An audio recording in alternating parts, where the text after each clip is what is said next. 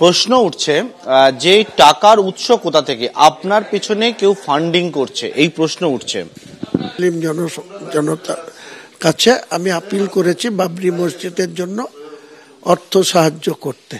সেটা 4 তারিখ 4/12 এবং 6/12-তে কালকে যে ভিত্তি স্থাপন, সেখান থেকে আজ অব্দি যেটা ব্যাংকে এসছে সেটা হচ্ছে, তার অ্যামাউন্ট হচ্ছে 93 লাখ সামথিং।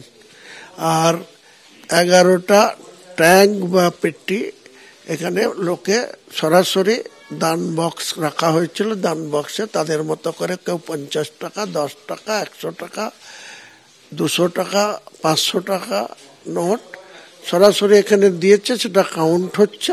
বিজেপির দালাল হয়ে গেছি, বিজেপির সাথে অর্থ নিয়ে আমি এইসব করছি। তাদেরকে যোগ্য জবাব দেওয়ার জন্য এই যে লাইভ করা হচ্ছে, জনগণের যে দানের টাকা সেটা কিভাবে তারা দিয়েছে সেটা এখানে কাউন্ট করা হচ্ছে।